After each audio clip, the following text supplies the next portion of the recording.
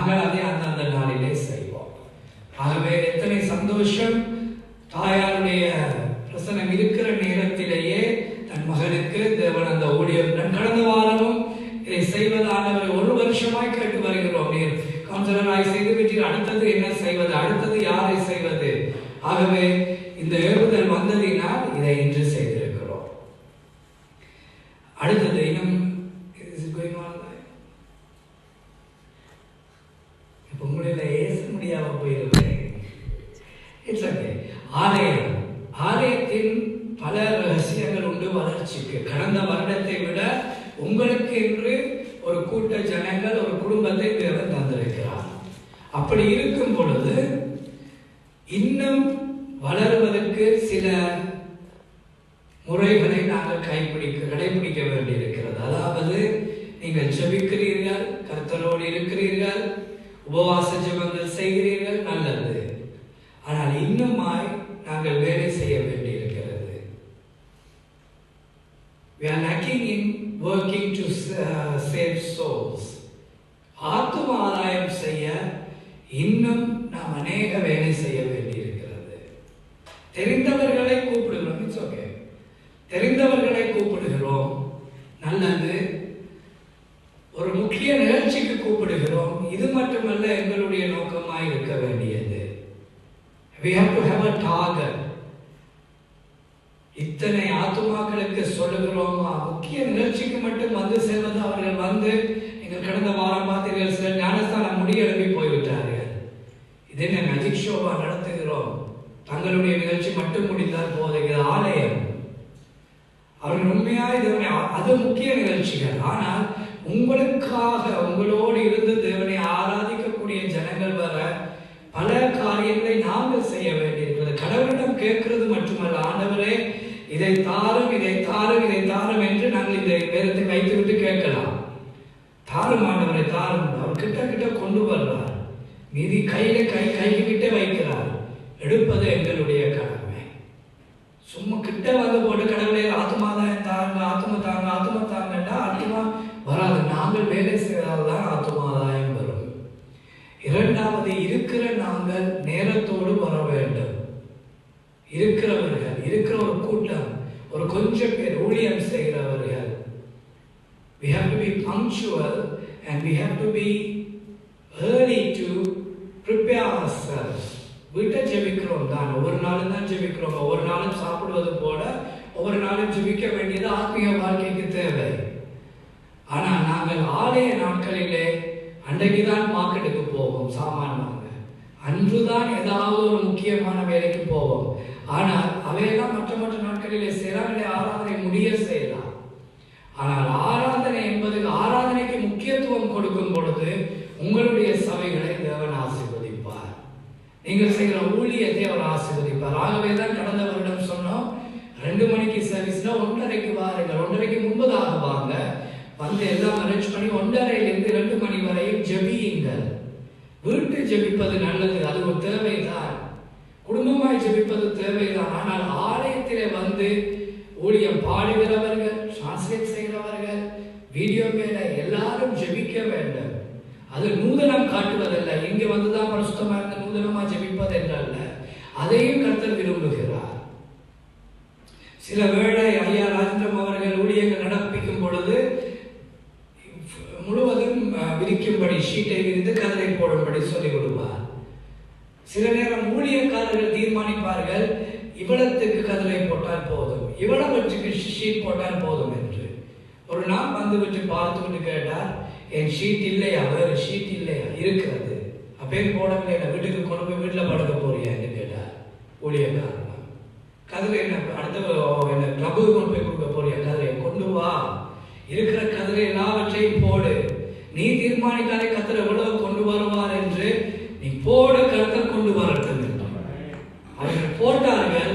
முழு ஆலயமும் நிரம்பத்தக்கதாய் ஜனங்கள் வந்தார்கள். ஏன் சொல்லுகிறோம் என்றால் விசுவாசத்துக்காக.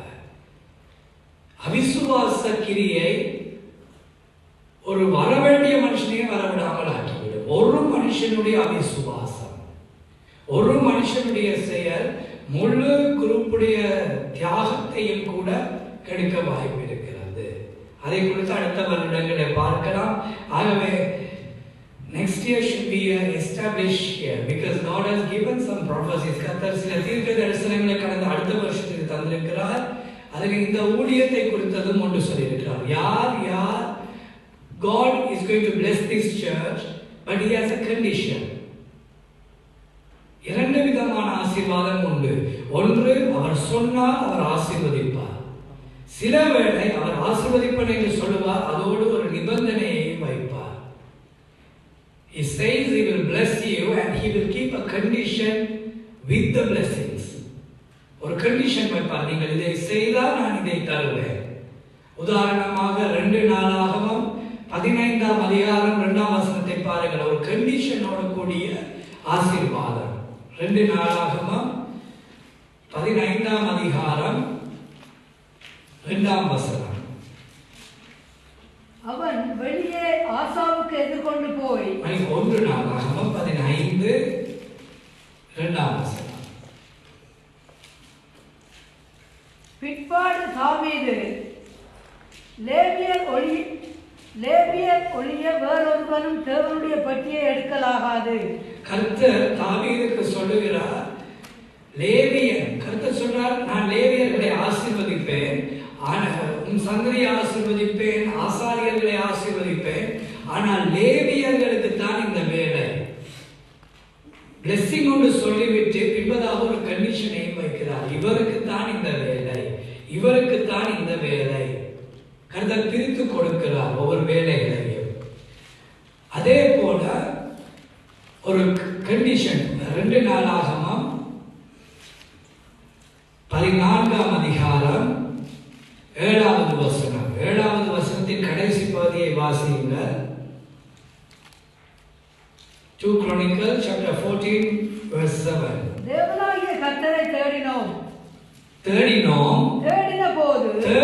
போது சுற்றிலும் நமக்கு இளைப்பாறுதலை கட்டளையிட்டார் என்றார். இளைப்பாறுதல் கிடைத்தது. அதுக்கு முன்பதாக ஒரு கண்டிஷன் இருந்தது. நாங்கள் தேட வேண்டியிருந்தது, தேடினோம், அப்பொழுது இளைப்பாறுதல் கிடைத்தது. ஆனால் ஆண்டவர் முன்பதாக சொல்லிவிட்டார், நான் உங்களை பண்ண போகிறேன். ஆனால் உடனே அந்த இளைப்பாறுதலை கட்டளையிடவில்லை. அவர்கள் தேடின போதுதான் அந்த ப்ராமிஸ், அந்த பிளெஸிங் அவர்களுக்கு நிறைவேறியது. அதே போல 15ஆம் அதிகாரம் 2வது வசனம். அவன் வெளியே ஆசாவுக்கு எதிர்கொண்டு போய் அவனை நோக்கி, ஆசாவே, யூதா பெஞ்சமின் கோத்திரங்களின் சகல மனுஷரே கேளுங்கள், நீங்கள் கர்த்தரோடு இருந்தால் அவர் உங்களோடு இருப்பார். பாருங்கள், கர்த்தரோடு நீங்கள் இருந்தால் அவர் உங்களோடு கூட இருப்பார். நீங்கள் அவரை தேடினால் உங்களுக்கு வெளிப்படுவார். நீங்கள் தேடினால் அவர் வெளிப்படுவார். அவரை விட்டுவிட்டால் அவர் விட்டு விடுவார். ஆகவே God is keeping a condition. You seek me and you will see me. You seek me and you will find me. கர்த்தர் சொல்லுகிறார், என்னை நோக்கி கூப்பிடு, நான் உனக்கு மறுஉத்தரவு தருவேன். ஆனால் ஒரு கண்டிஷன் வைக்கிறார். அதே போல இந்த சபை லண்டன் சபைக்கு அடுத்த வருடம் தீர்க்க தரிசனத்தில் கர்த்தருக்கு யார் அதிகமாய் செய்ய போறீர்களோ அதன் மூலம் நீங்கள் ஆசீர்வாதம் காண்பீர்கள். அவர் ஆசீர்வதிப்பது உண்மை. அவர் நிச்சயம் ஒவ்வொருவரையும் ஆசீர்வதிப்பார். தனிப்பட்டவர் ஊழியத்தில் எல்லாவற்றிலும் ஆசீர்வதிப்பார். ஆனால் கர்த்தருக்கு நாங்கள் எவ்வளவுக்கு செய்ய போகிறோமோ அந்த நிலையிலே தான் எங்களையும் அவர் ஆசீர்வதிக்க போகிறார். So this is one prophecy, and there is another prophecy regarding England.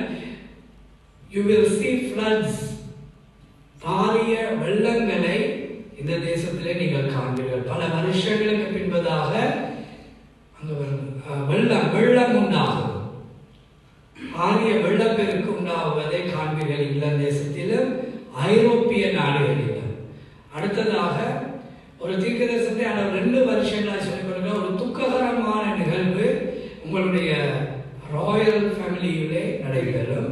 ஆனால் சில வேளை அது தாமதம் செய்ய கர்த்தர் காரணம், உங்களுடைய மகாராணி உயிரோடு இருக்கும் பொழுதே சில நாட்டுக்கு தேவையான முறைகளை அவர் செய்து கொடுத்து கொண்டு வருகிறார்.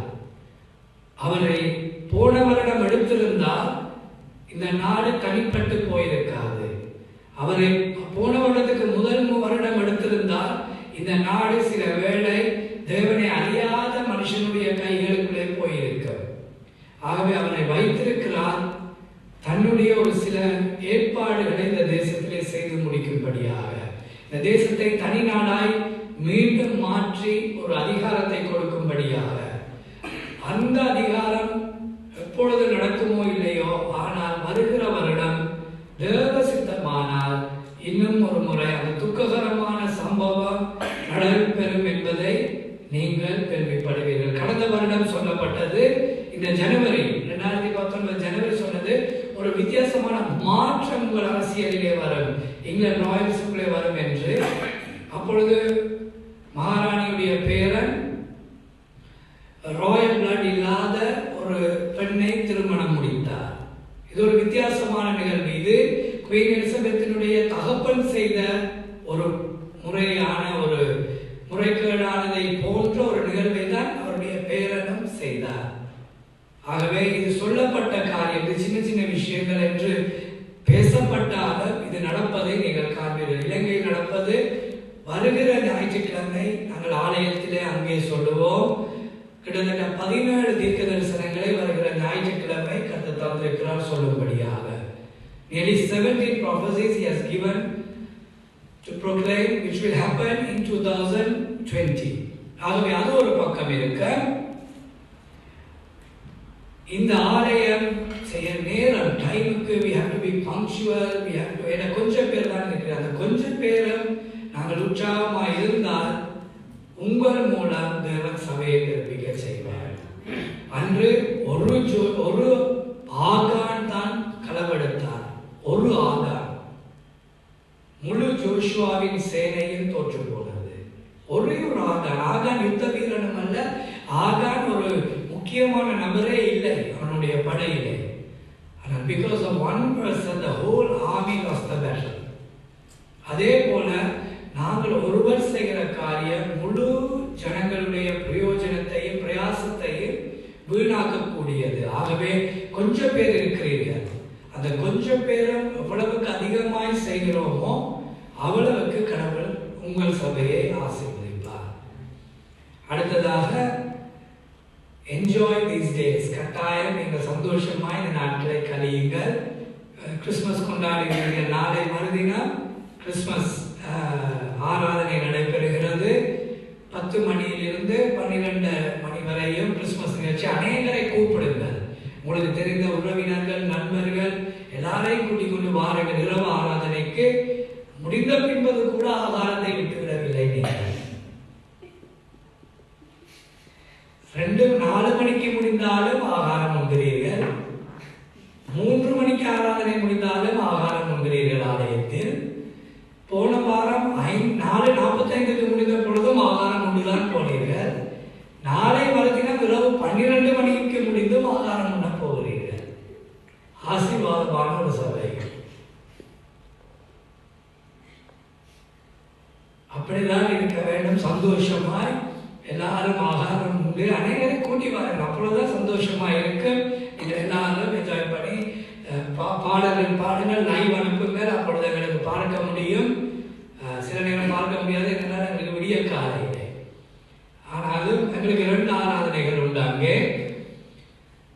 கிறிஸ்துமஸ் முடிந்து நியூ இயருக்கு we are going to celebrate with Bridge Church. இந்த சபையை நடத்துகிற Bridge Churchோடு நியூ இயர் சர்வீஸ் நீங்கள் கொண்டாடுகிறீர்கள். ஆகவே எங்களுக்கு என்ற ஒரு ஆராதனை செய்யவில்லை, ஏனென்றால் அது ஒரு ஆராதனையாய் நடைபெறுகிறது.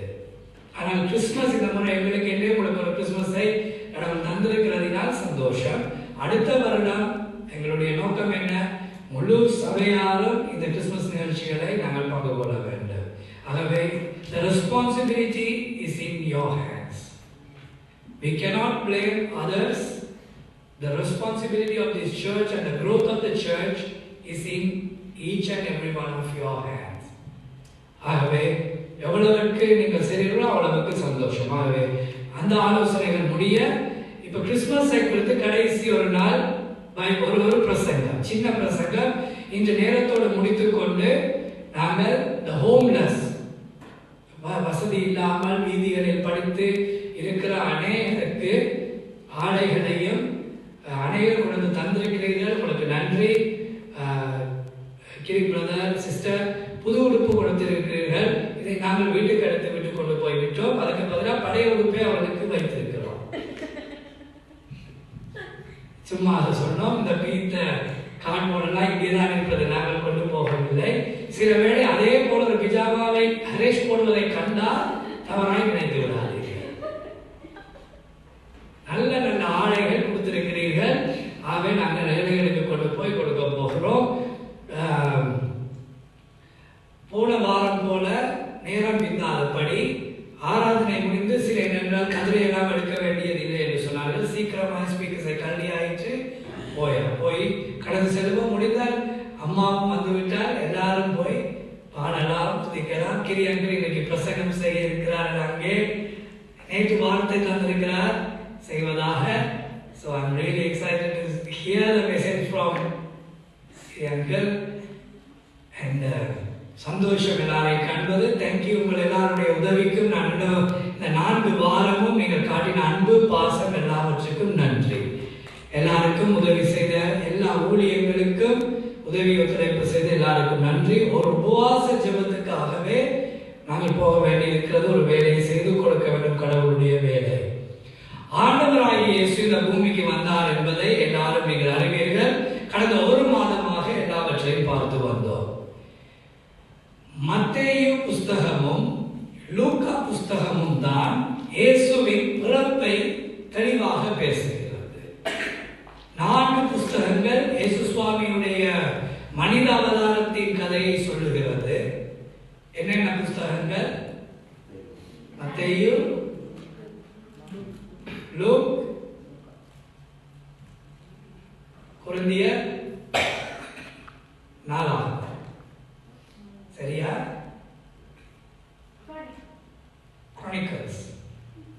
Chronicles பழைய ஏற்பாட்டிலே இருக்கு. கொரிந்தியர் அப்போஸ்தலர் காலத்திலே இருக்கு. மத்தேயு, மார்க்கு, லூக்கா, யோவான், இந்த 4 முதல் புஸ்தகம். முதலாவது ஆர்டர் சொல்லி பார்ப்போம். ஒவ்வொருத்தராய் சொல்லணும். முதல் புஸ்தகம் மத்தேயு, மார்க்,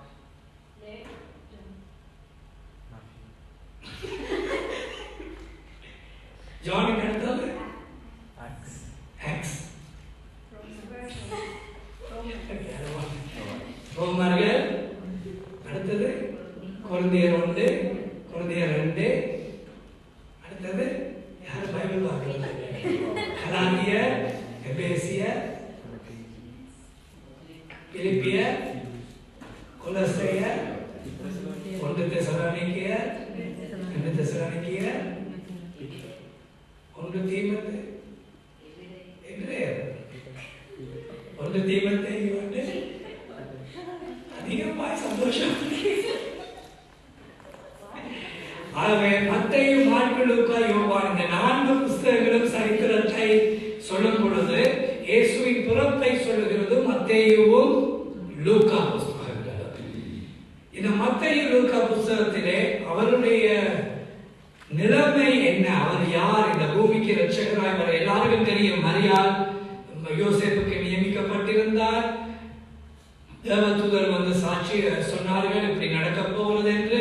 இதே கால பகுதியிலே சகரியா, எலிசபெத்துக்குடைய வாழ்க்கையிலே தேவதூதர் வந்து காட்சி அளித்து தீர்க்க தரிசனங்களை சொல்லுகிறார்கள். பின்பதாக ஆண்டவராக இயேசு பிறக்கிற நாட்கள் வந்த பொழுது அவருக்கு ஒரு இடம் இல்லாததினால், சத்திரத்திலே கூட அவருக்கு இடமில்லாததினால் ஒரு முன்னணியிலே அவரை கிடத்தி வைத்திருந்தார்கள். பிறந்து மெய்ப்பர்களுக்கு ஆண்டவர் காட்சி கொடுத்தார். மெய்ப்பர்களும் அங்கு காத்திருந்த ஜனங்களும் வந்து அவருக்கு முன்பாக பணிந்தார்கள். சாஸ்திரிகளும் ராஜாக்களும் வந்து அவருக்கு முன்பாக கிழக்கில் இருந்து வந்து பணிந்தார்கள். இதை கேட்ட ஹேரோது கோபம் கொண்டு கலங்கினான் என்று வேதம் சொல்லுகிறது. இதெல்லாம் நடந்த சம்பவங்கள். அவர் யார் என்பதை தீர்க்க தரிசனங்களாய் 2 வாரங்களுக்கு முன்பதாக பார்த்தோம். பழைய ஏற்பாட்டிலே இயேசுவின் வருகையை பார்த்தோம். இந்த புதிய ஏற்பாட்டிலே இயேசுவின் குணாதிசயங்கள் என்ன, இந்த இரட்சகராய் வந்து பிறந்த இயேசு சுவாமி யார்? மத்தேயு 1 அதிகாரம் 21 வசனம். 1 எழுதிக் கொள்ளுங்கள். அவர் யார்? இயேசுவாய் இரட்சகராய் வந்த இந்த பூமிக்குரியவர் அவர் யார் என்கிற தலையில் Who is he? Who is Jesus என்று தலையங்கம் போட்டு எழுதிக் கொள்ளுங்கள். பெண் ஒரு டைரி அல்லது நோட் புக் எப்பொழுதும் பைபிளோடு கொண்டு வாருங்க, எழுதி வைப்பதற்காக. ஆகவே அவர் யார்? இந்த பூமிக்கு மனு உருவம் எடுத்து வந்த இயேசு பிரான் யார் அவர் என்பதை 2-3 வார்த்தைகளிலே வாசித்து முடிவு செய்வோம். மத்தேயு 1 அதிகாரம் 21வது வசனம். முதலாவதாக அவரை குறித்து இப்படியாக எழுதப்பட்டிருக்கிறது. வாசிப்போமா? அவள் ஒரு குமாரனை பெறுவாள், அவருக்கு இயேசு என்று பெயரிடுவாயாக. அவருக்கு இயேசு என்று பெயரிடுவாயாக. ஏனெனில் நன்றாய் கவனியுங்கள். ஏனெனில் அவர் தமது ஜனங்களின் பாவங்களை நீக்கி அவர்களை ரட்சிப்பார் என்றார். அவர்களை ரட்சிக்கிற தெய்வம். 2 பகுதி இயேசுவை குறித்து இதில் எழுதப்பட்டிருக்கிறது. ஒன்று, பாவங்களை நீக்கிறவர் இயேசு சுவாமி. அவர் வருகையிலே கூட அவர் ஏன் வருகிறார், அவர் யார் என்பதை தெளிவாக சொல்லுகிறது. இயேசு பாவங்களை நீக்க வந்தவர். அவர் பாவங்களை நீக்க வந்தவர். இன்று உலக நாடுகளிலே பாவத்தை குறித்து பேசினால் ஜனங்களுக்கு கோபம் வந்துவிடும். நீங்கள் இந்த தவறை செய்கிறீர்கள். ஒரு மனைவிக்கு அப்படி சொல்லப்பட்டது. அவர் அமெரிக்காவிலே இருக்கிறார். அவருடைய கணவன் ஒரு ஏரோஸ்பேஸ் என்ஜினியர். அவர் வேலைக்கு போனால் 1.5-2 வாரம் பிந்தி கழித்து தான் வருவார். இவர் போய் சில காலம் போய் ஒரு 5-10 வருஷம் போனது இந்த பெண்ணுடைய நடவடிக்கைகள் எல்லாம் மாறி, ஏனென்றால் அவருக்கு ஒரு விரக்தி, இந்த மனுஷன் இல்லை என்று. பின்பதாக அவர் 3-4 ஆண்களோடு தொடர்பானார். இது நடந்த ஒரு சம்பவம். அந்த ஆண்களோடு தொடர்பானதை எல்லாரும் அறிந்தார்கள். ஒரு பாஸ்டர் போய் சொன்ன பொழுது, சிஸ்டர், நீங்கள் சர்ச் வருகிறீர்கள், கம்யூனியன் நடக்கிறீர்கள், கர்த்தரோடு இருக்கிறீர்கள், ஆனால் நீங்கள் தவறான ஒரு நடவடிக்கையில் இருக்கிறீர்கள் என்று சொன்ன பொழுது அவர் கோபம் கொண்டு அந்த பாஸ்டரை பார்த்து சொன்னார், யூ பிளடி இடியட். இதுதான் அவர் சொன்னது, பிளடி இடியட், வெளியே போ, வீட்டை விட்டு. அவர் ஏசினது பிழையா, இல்லாவிட்டால் பாஸ்டர் சொன்னது பிழையா? இதுல எது பிழை? அவர் செய்த தவறு பிழையா, இல்லை பாஸ்டர் சொன்னது பிழையா? தவறு பிழை. தவறை ஏற்றுக்கொள்ள முடியாததினால் மற்றவர்களையே ஏசுவதினால் தவறு மறைந்து போகாது. மற்றவர்களை தாழ்த்தி இல்லாமல் ஆக்குவதினால் தவறு மறைந்து போகாது. ஆகவே இயேசுவின் வார்த்தையை தான் அந்த ஊழியக்காரன் சொன்னார், சிஸ்டர், நீங்க செய்வது தவறு. இதை சொல்லிட்டு யூ பிளடி இடியட் பாஸ்டர் சொன்ன வார்த்தை. ஆகவே இயேசு வந்தது பாவங்களில் இருந்து எங்களை நீங்களாக்க. He came to deliver us from sin. பாவத்தில் இருந்து விடுதலையாக்க. ஒருவன் கேட்கிறான், நீ இதை செய்வது பிழை என்று சொல்லும் பொழுது யார் சொன்னது பிழை என்று? நான் சொன்னேன், நீ அன்று அவளுடைய அந்த உன்னுடைய பிரதரின்லாவுடைய ஒரு பொருளை களவெடுத்து விட்டாயாம் என்று சொன்னார் என்று சொல்ல, யார் சொன்னது? அதை எடுத்தால் என்ன? களவெடுத்தால் தவறு இல்லையா? யார் அதை தவறு என்று சொன்னது என்று அவன் கேட்கிறான். களவெடுப்பதே தவறு இல்லை என்று அவன் நினைத்துக் கொண்டிருக்கிறான். ஆகவே பாவத்திலிருந்து விடுதலையாக்கத்தான் இயேசு சுவாமி வந்தார். ஆகவே பாவத்திலிருந்து விடுதலையாக்குவார். இரண்டாவது என்ன? நம்ம வசனத்தின் கடைசி பகுதி, அவர்களை ரட்சிப்பார். இயேசு ரட்சிக்க வந்தார். Jesus came to deliver, not only deliver, he came to redeem us. ரட்சிப்பதற்காக வந்தார். ரட்சிப்பை தருவதற்காக வந்தார். ரட்சிப்பு என்றால் என்ன? பரலோகத்துக்கு போகிற பாதை. ரட்சிப்பு இருந்தால் தான் பரலோகம் போகலாம். அன்று ஒரு பைபிள் காலேஜ் படித்து விட்டு ஒரு சகோதரி என்னிடம் சொல்லுகிறார், நாங்கள் எழுதியிருந்தோம், எங்களுடைய பிள்ளைகள் எழுதினார்கள் ஒரு போஸ்டிலே, this brother received the salvation before 40 years and today he has gone to rest at the feet of God என்று எழுத அந்த பெண் மெசேஜர்களை அனுப்புகிறார். Pastor, give me the explanation for this, because in my Bible college it says ரட்சிப்பு என்பது பரலோகத்திலே தான் கிடைக்குமா? பரலோகத்திலே கிடைக்கிற ரட்சிப்பு. ஒரே ஒரு பைபிள் வசனத்தை எடுத்து வைத்து விட்டு அவர் சொல்கிறார், இயேசு வரும் பொழுது அல்லது பரலோகத்திலே தான் ரட்சிப்பு கிடைக்குமா? So I gave her a simple explanation. பரலோகத்திலே ரட்சிப்பு கிடைக்கிறது என்றால் என்னத்துக்கு இயேசு இந்த பூமிக்கு வர வேண்டும்? செத்த பின்பதாக பரலோகத்தை அவர் ரட்சித்து எல்லாரும் எடுத்துக்கொள்ளலாமே. ரட்சிப்பு என்பது இந்த பூமியிலே கடவுள் கொடுப்பது. ரட்சிக்கப்பட்டால் தான் பரலோகம் போகலாம். ஆகவே பைபிள் காலேஜ், தியாலஜிக்கல் காலேஜ் தான் பிழையான உபதேசங்களை படிப்பித்துக் கொடுக்கிறார்கள். உலக பிரகாரமான ஞானத்தை படிப்பித்துக் கொடுக்கிறார்கள், சத்தியத்தை சொல்லிக் கொடுக்காமல். ஆகவே இயேசு பாவத்திலிருந்து விடுதலையாக்க வந்தார், ரட்சிக்கவும் வந்தார். ரட்சிப்பு என்பது பாவத்திலிருந்து விடுதலையாக்குவது மட்டுமல்ல, ஒரு உபத்திரவத்திலே, ஒரு நெருக்கப்பட்ட இடத்திலே இருக்கிறோம், தவித்துக் கொண்டிருக்கிறோம், அதில் இருந்து எங்களை ரட்சிப்பார். கண்ணீரான ஒரு வாழ்க்கை ரட்சிப்பார். போராட்டங்கள் நிறைந்து சூசைட் பண்ண போற வேண்டிய நேரம், பாவத்தால் அல்ல, அது வேறு சப்ஜெக்ட், இது வேறு. அங்கிருந்து எங்களை ரட்சிப்பார். ரட்சிக்கவும் வந்தார், பாவத்திலிருந்து எங்களை மீட்டுக் கொள்ளவும் வந்தார். பாருங்கள், அந்த குமாரனுக்கு அவர்கள் கொடுக்கிற பெயரையும் அவருடைய முறைகளையும். அடுத்த வசனம் 23வது வசனத்தை வாசியுங்க. அவர் 3வது நிலைமையை வாசியுங்கள். எழுதிக் கொள்ளுங்கள். 1, அவர் பாவத்திலிருந்து விடுதலையாக்க, 2வது ரட்சிக்க வந்தார், 3வது என்ன? அவர் யார், என்ன செய்வார்? அவன் இதோ ஒரு கன்னிகை கர்ப்பவதியாகி ஒரு குமாரனை பெறுவாள், அவருக்கு இம்மானுவேல் என்று பெயரிடுவார்கள். அவருக்கு இம்மானுவேல் என்று பெயரிடுவாயாக. இம்மானுவேல் என்பதற்கு தேவன் நம்மோடு இருக்கிறார் என்று அர்த்தம். தேவன் நம்மோடு இருக்கிறார். அவர் எங்களோடு இருக்கிற கடவுள். ஆண்டவராகிய இயேசு இந்த பூமிக்கு வர காரணம் எப்பொழுதும் எங்களோடு இருந்து கொள்வதற்காக. அவர் மனுஷ ரூபமாய் பலத்துக்கு எடுத்துக் கொள்ளப்பட்டாலும் அவருடைய ஆவியானவரை உலகத்தின் கடைசி பரியந்தம் தந்திருக்கிறார் எங்களோடு இருப்பதற்காக. முன்பு யூதர்களுக்கும் 613 சட்டத்திட்டங்களை கடைபிடித்தவர்களுக்கு தான் பரலோகம் போக வாய்ப்பு இருந்தது. ஆனால் ஆண்டவராகிய இயேசு அவை எல்லாவற்றையும் தனக்குள்ளே நிறைவேற்றிக் கொண்டதினால் அவர் எங்களோடு இருந்து எங்களை பரலோக பாதையிலே நடத்தி செல்வார். ஆகவே அவர் இம்மானுவேல். அவர் பிறக்கும் பொழுது அவருக்கு கொடுக்கப்பட்ட அடுத்த பெயர் இம்மானுவேல். 1 பாவத்திலிருந்து மீட்கிறவர், 2வது ரட்சிக்கிறவர், 3வது எங்களோடு இருக்கிறவர். So God is always with you. ஆகவே நாளாகமம் 15ஆம் அதிகாரம் 2ஆம் வசனத்திலே வாசித்தோம், நீங்கள் கர்த்தரோடு இருக்கும் பொழுது அவர் உங்களோடு இருக்கிறார்.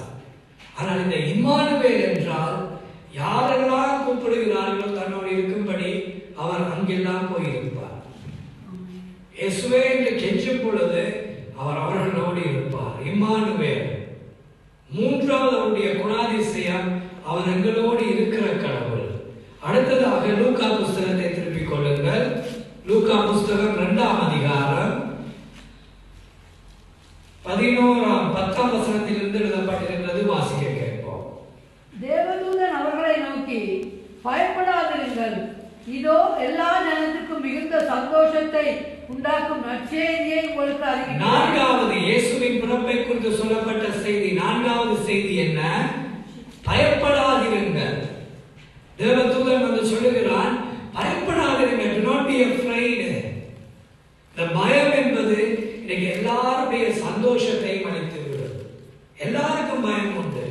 பெரியவர்களுக்கு பயம் உண்டு. ஐயோ, அடுத்த வாரம் என்ன செய்ய போறோம், அடுத்த மாதம் என்ன செய்ய போறோம், குடும்பத்தை எப்படி நடத்த போறோம், பிசினஸ் எப்படி நடத்த போறோம், வேலையில என்ன செய்ய போறோம். சின்ன பிள்ளைகளுக்கும் பயம் இருக்கிறது. ஐயோ, ஸ்கூல்ல என்ன செய்ய போறோம், படிப்புல என்ன செய்ய போறோம், எக்ஸாம்ல என்ன செய்ய போறோம், டார்கெட்ஸ் கொடுக்கிறார்கள், இதுல என்ன செய்ய போறோம், விளையாட்டுல என்ன செய்ய போறோம். எல்லாவற்றிலும் ஒரு பயம் இருக்கு.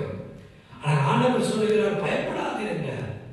பயப்படுவதினாலோ கவலைப்படுவதினாலோ ஒன்றையும் நாங்கள் கூட்டிக் கொள்ள முடியாது எங்கள் சபத்திலேயோ எங்கள் வாழ்க்கையிலேயோ. பயம் என்பது இன்னைக்கு எத்தனையோ பேருடைய வாழ்க்கையை அளித்திருக்கிறது.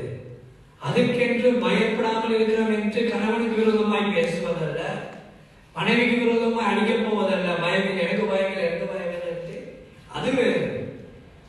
பயம் என்பது இன்னைக்கு எத்தனையோ மனுஷனுடைய வாழ்க்கையை அடைக்கி ஒதுக்கி நாசம் பண்ணி கொண்டிருக்கிறது. ஆகவேதான் கடவுள் சொன்னார், 4வது செய்தி, பயப்படாதிருங்கள்.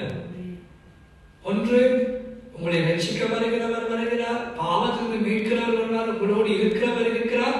4வது பயப்படாதிருங்கள். பயப்படாதிருங்கள். Do not be afraid.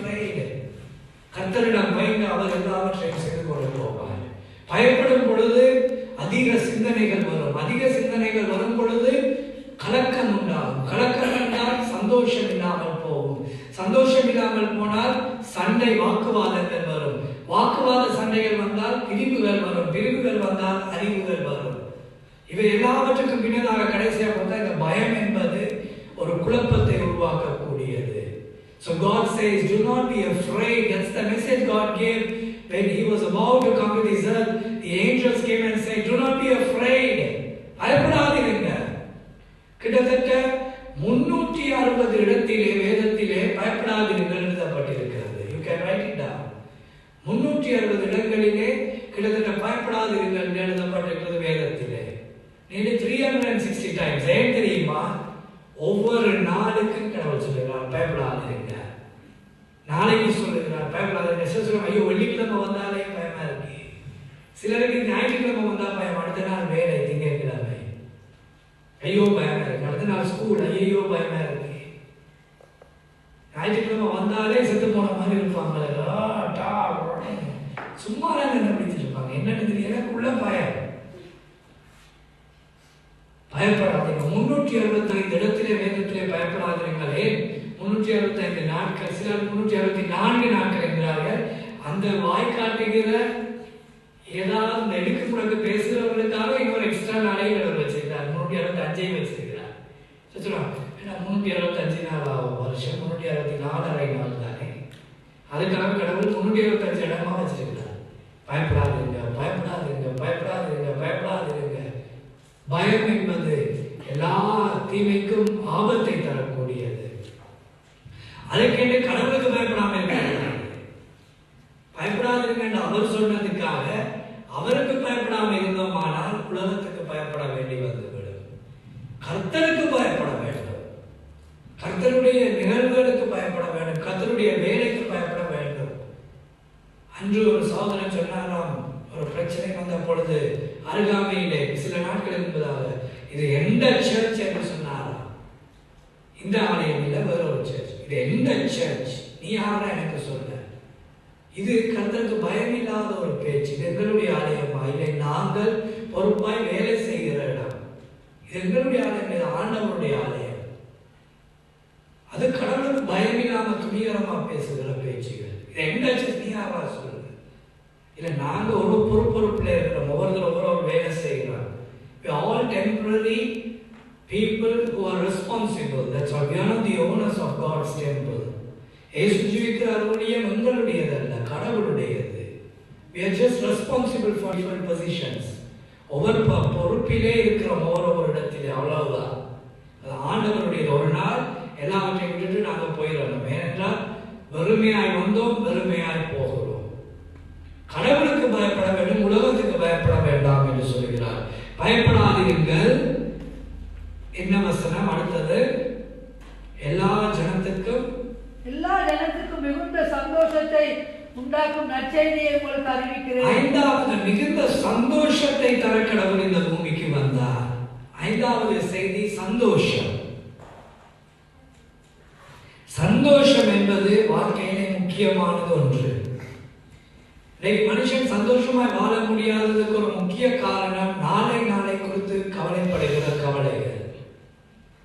Always they worry about tomorrow and the future and they fail to be happy today. இல்லை, நடந்ததை அங்கிருக்கிற நேரம் இதை நினைத்து கவலைப்படுவோம். இந்த கவலையில் இருந்தா இங்கிருந்து இங்க வரணுமே கவலைப்படுவோம். இங்க வந்தது அதை குறித்து கவலை, அங்க போகணுமே ஒரு கவலை. இல்லை, மற்றவனை குறித்து ஐயோ பாஸ்டர் ஜோஷுவா பேஜ் கடை கோட் வச்சிருக்கிறார், எனக்கு இல்லையே. ஐயோ கிரி பிரதர் பிளாக் கலர் சூட்டோட அழகா இருக்கார், எனக்கு கலர் சூட் இல்லையே. அந்த அம்மா ஸ்கார்ஃப் கட்டி இருக்கிறார்கள், எனக்கு ஒரு ஸ்கார்ஃப் இல்லையே.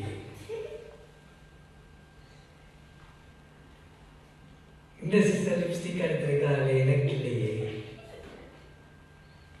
Always we compare with other things and we get worried. And this is the பச்சை சட்டை போட்டுக்கிற, எனக்கு ஒரு பச்சை சட்டை இல்லையே, எனக்கு ஒரு சிவப்பு டீச்சர் ஐயா. கவலைப்படாதீர்கள்.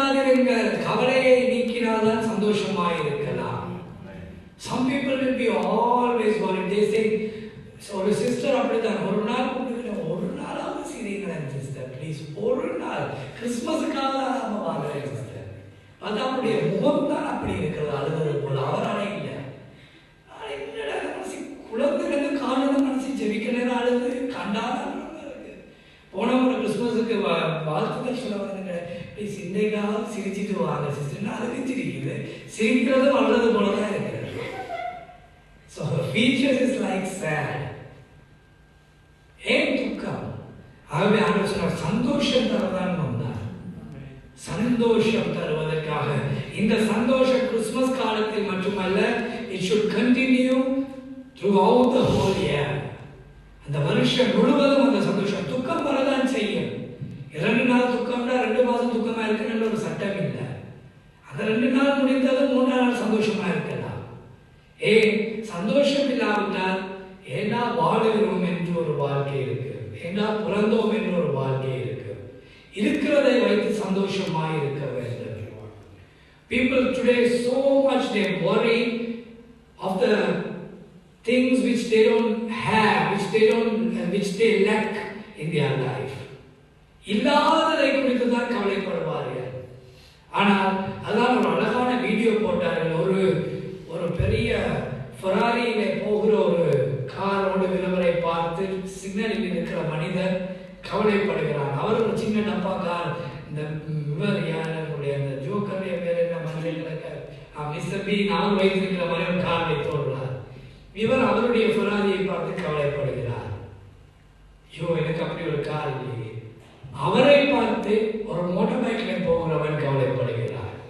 ஐயோ எனக்கு அப்படி ஒரு கார் இல்லையே. மிஸ்டர் வீட்ட காராக இருந்தா போதுமே. மோட்டார் பைக்ல இருக்கிறவனை பார்த்து சைக்கிள்ல போறவன் கஷ்டப்பட்டு உருட்டிட்டு வரவன் கவலைப்படுறான். ஐயோ எனக்கு அந்த அப்படி ஒரு மோட்டார் பைக் இருந்தா நான் கஷ்டப்பட தேவையில்லையே. சைக்கிள்ல போறவனை பார்த்து நடக்கிறவன் கவலைப்படுறான். ஐயோ எனக்கு ஒரு சைக்கிள் இருந்தா நான் நடக்க தேவையில்லையே. நடக்கிறவனை பார்த்து ஒருவன் கவலைப்படுறான். யார்? கால் இல்லாத மூடமானவன். ஐயோ எனக்கு கால் இருந்தா நான் நடந்தாலும் போகிறேன். So this worry is a thing which always depresses people's lives. So God says, rejoice, be happy. கடவுளோடு சந்தோஷமாயிருங்கள். துக்கம் வருந்தான். ஐயோ நாளைக்கு காசு இல்லை, ஐயோ அந்த வேலையை செய்யணும், இதுக்கு இவ்வளத்தை கட்டணும், அதுக்கு அங்கே கொடுக்கணும், இதை கொடுக்கணும். கவலை என்பது எப்பொழுதும் வரக்கூடியது. ஆனால் இயேசு வரும் பொழுதே ஒரு செய்தியை கொண்டு வந்தால் சந்தோஷமாயிருங்கள். Rejoice, rejoice in the Lord. Be happy in the Lord. ஒரு சிஸ்டர் கிட்ட நீங்க கவலையா இருக்கிறீங்க. இல்லை நான் பரலோகம் போகணும் தானே, பரலோகம் போறேன்னு நான் கவலையா இருக்கிறேன். இது நான் புது சத்திய வருது. அது சிரிச்சா போல நான் பரலோகம் போயிடாதா? நல்ல விஷயத்துக்கு சிரிக்கலாம், நல்ல ஜோக்ஸ் இருக்கிறது சிரிக்க. அவர் நினைக்கிறார் சிரித்தால் பரலோகம் போக முடியாது, நல்லா உடுத்திட்டா பரலோகம் போக முடியாது, நல்ல வீட்டில் இருந்தா பரலோகம் போக முடியாது. யார் சொன்னது? அதெல்லாம் எல்லாம் ஓன் டாக்டரின், சுயமான சில கொள்கைகள். கர்த்தர் சொல்லுகின்றார் சந்தோஷமாயிருங்க. Be happy with your husband, be happy with your wife, be happy with your children, be happy with your siblings. முரண்பாடுகள் வரும், சண்டைகள் வரும், வாக்குவாதங்கள் வரும், பிரச்சனைகள் வரும், கவலைகள் வரும். ஆனால் எல்லாவற்றையும் அடுத்ததற்கு பின்பதாக, அதுதான் முடிவல்ல, அதன் பின்பதாக சந்தோஷமாக இருக்கக்கூடிய ஒரு காலம் இருக்கிறது. So rejoice. That's what God said when He came to this earth. மிகுந்த சந்தோஷத்தை உண்டாக்குகிற நற்செய்தியை உங்களுக்கு அறிவிக்கிற அந்த நல்ல செய்தி என்ன? What is the good news? வாசிப்போம். இன்று கர்த்தராகிய இயேசு கிறிஸ்து என்னும் இரட்சகர் உங்களுக்கு தாவீதின் ஊரிலே பிறந்திருக்கிறார். 13வது வசனம். அந்த கணமே பரமசேனையின் திரள் அந்த தூதருடனே தோன்றி உன்னதங்களில் இருக்கிற தேவனுக்கு மகிமையும். அடுத்த செய்தி, 7வது செய்தி, கர்த்தருக்கு மகிமை உண்டாக வேண்டும். எங்களுடைய ஒவ்வொரு காரியங்கள், இந்த கிறிஸ்துமஸ் நிகழ்ச்சியா இருக்கலாம், இப்ப இந்த லைட்ஸால கடவுளுக்கு மகிமை உண்டாகுதா? இல்ல, இது எங்களுடைய ஒரு சோடினை. இதுல ஒரு லைட்ல கடவுள் மகிமைப்பட இல்லை. இந்த பூக்கள் லைட் கடவுள் மகிமைப்படுறாரா? இல்ல, இட்ஸ் ஜஸ்ட் a decoration. வெடி போடுகிறாரு கிறிஸ்துமஸுக்கு, it's a decoration just to be happy. ஆனால் மகிமை என்ன? நீங்கள் இப்பொழுது மகிமை கொடுக்கிறீர்கள். கர்த்தருடைய சமூகத்திலே வந்திருக்கிறீர்கள். You are giving glory to him. Say, Lord, you are my master, you are my God. I am just a human being. So I want to listen to your word. I want to praise you. Let me come and sit in your presence. வந்திருக்கிறீர்கள். நீங்கள் செய்கிற இந்த கிரியை கர்த்தருக்கு மகிமை கொடுக்கிறது. உன்னதத்தில் தேவனுக்கு மகிமையும் பூமியிலே சமாதானம் மகிமையும் கொடுக்கிறீர்கள். கிறிஸ்துமஸிலேயும் நீங்கள் அதான் செய்ய போறீர்கள். பாடி துதித்து பிராக்டிஸ் பண்ணி இருக்கிறீர்கள். இவ்வளவு நாள் கத்தி கத்தி பாடினீர்கள். செவ்வாய்க்கிழமை அழகாக பாடுவீர்கள் என்று நம்புகிறோம். சந்தோஷமாய் பாடுவீர்கள் என்றும் நம்புகிறோம். இன்று ரோட்டிலேயும் போய் பாடுவோம் என்றும் நம்புகிறோம். இன்னைக்கு ஆராதனை முடிய இப்ப முடிக்க போகிறோம் சீக்கிரமாக. சமாதானம் சமாதானம். எத்தனை பேர் சமாதானமா இருக்கிறார்? நான் வந்துட்டு ஊசி இன்ஜெக்ஷன், எல்லாருக்கும் சமாதான இன்ஜெக்ஷன். சஞ்சய் யாரோட சண்டை பிடித்தார்? என்ன சொன்னார் அன்றைக்கு? கார்னர்ல போய் நான் அழுதுட்டா இருக்கிறது.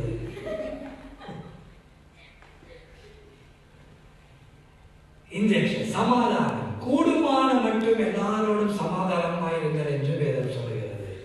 சண்டை வந்தால் ஒரு நாள் சண்டைக்கு ஒரு மாசம் சண்டை பிடித்துட்டு இருக்க வேண்டும் என்று ஒரு சட்டமும் இல்லை. 2 நாள் சண்டை வந்தால் 2 வருஷம் கரைக்காம இருக்க என்று ஒரு சட்டமும் இல்லை.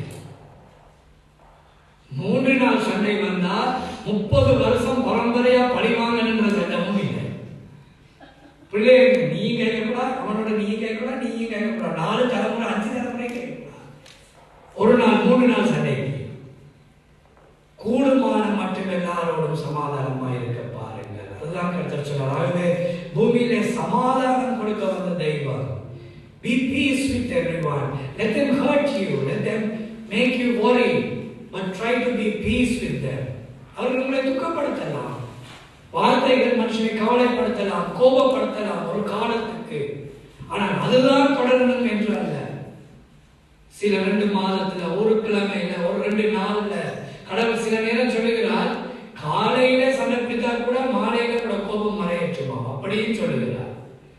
காலையில சண்டை பிடித்தா மாலையில போகுமா? எங்க போகும் இல்லை. ஒரு கணவனுக்கு மனைவிக்கு சண்டை கிட்டத்தட்ட 40 வருஷமா கைகால இருக்கிறாங்க. வாழ்ந்தது 70-80 வருஷம், அந்த 40 வருஷம் போயிடுச்சு. கேட்டா அவன் செஞ்சதும் கதைக்கவே கூடாது, அவன் செஞ்சதும் கதைக்கவே கூடாது. கதைக்காம இருந்து என்ன செய்ய போறோம்? கதைத்து என்ன செய்ய போறோம்? கதைக்காம என்ன செய்ய போறோம்? கதைத்தாவது அந்த ஆத்மாவை ஆதாயம் பண்ணி கொள்ளலாம். அவர்களுக்கு மேற்பதை கேட்காம இருக்கிறீங்க. இவங்க சர்ச்சுக்கு போறாங்க, இவங்க இவ்வளவு ஆணவம் காட்டுறாங்களா? அப்ப கடைசியா யாருக்கு பாதிக்குது? கடவுள் ஆலயத்துக்கு தான் பாதிக்குது, கடவுளுக்கு தான் பாதிக்குது. ஆகவே சமாதானம், பூமியில சமாதானம் கொடுக்க வந்த. ஆகவே உங்களோட யாருக்கும் கசப்பு, சண்டை, கோபம் இருந்தா போன் பண்ணி கதைங்க. இலங்கையா, இந்தியாவா, அமெரிக்காவா கதைங்க. அவன் போனை கட் பண்ணாலும் பரவாயில்ல, இன்னொரு அடிச்சு கதைங்க. இல்ல உங்களுக்கு இப்போ வாட்ஸ்அப் இருக்கு, ஃபேஸ்புக் இருக்கு, எல்லாத்துலையும் கதைங்க. அதுக்கு நியூ இயர் முடிய மட்டும் சமாதானம் இருந்துட்டு ஜனவரி 2ஆம் தேதி மீண்டும் சண்டையை இழுத்து கொண்டு போகக்கூடாது. அது சும்மா ஏதோ பிரசங்கத்தை கிடைக்காச்சு, அதுக்கு 2 நாள் கேட்கணும் இல்லை. ஒரு முறை மன்னித்தால் மன்னிப்பு தான். மன்னிப்பு என்பது சமாதானம் உண்டாக்கும். பூமியிலே சமாதானம். 8வது விஷயம், கர்த்தர் பூமியிலே சமாதானம் உண்டாக்க வந்தால். அடுத்தது 9வது, மனுஷன் மேல் பிரியம் உண்டாவதாக என்று சொல்லி. மனுஷன் மேல் பிரியம் உண்டாவதாக. God is so pleased with human beings. அவர் உங்கள் மேலே, மனுஷன் மேலே, எங்கள் மேலே பிரியமாய் இருக்கிறார். So don't always complain and say, என்னை நேசிக்க யாரும் இல்லை, என்னை அன்பு செய்ய யாரும் இல்லை. ஒரு புருஷன் அப்படிதான் சொன்னார், என்னை நேசிக்கிறதுக்கு ஒன்றுமே யாரும் இல்லை, யாருமே இல்லை. அந்த மனைவி எல்லாமே இந்த மனுஷனுக்கு செஞ்சு கொடுக்குது. இந்த மனுஷனுக்கு நல்ல நல்ல ஷர்ட் வாங்கிட்டு வருவா, ஜாக்கெட் வாங்கிட்டு வருவா. ஒரு நாள் எங்களோட இஸ்ரேலுக்கு போனா, அப்போ கூட ஓடி ஓடி திரியுது இந்த மனுஷி. என்னன்னு பார்த்தா, அவருக்கு நல்ல டிஷர்ட் வாங்கணும், அவருக்கு நல்ல ஷூ வாங்கணும், அவருக்கு நல்ல, யாருக்கு? ஹஸ்பண்டுக்கு. அந்த மனுஷனுக்கு போனா அந்த மனுஷன் இந்த நாள் ஒப்பாரி, என்னை நேசிக்க யாரு? நம்ம நேசிக்க டிஷர்ட் வாங்கிட்டு வாரா? அந்த மனுஷிய ஒரு ஜூஸ் குடிக்க $2 செலவழிக்காம கஷ்டப்பட்டு டிஷர்ட் வாங்கி தெரியுது புருஷனுக்கு. அப்ப நேசிக்கிற உள்ளங்களும் உண்டு, பிரியம் உண்டாக பண்ணுவார் கர்த்தர். அந்த அன்பை ஏற்றுக்கொள்ளுங்கள் ஒவ்வொருவரும். அவன் நேசிக்கலாம், ஏதோ நான் இப்ப நல்லா இருக்கிறேன் அப்படி என்று நினைக்க வேண்டாம். நாங்கள் நன்றாய் இருந்தாலும் நன்றாய் இல்லாவிட்டாலோ எங்களை நேசிக்கிறவர்கள் உண்டு. அந்த நேசத்தை ஏற்றுக்கொள்வோம், அதனால் சந்தோஷமாயிருப்போம்.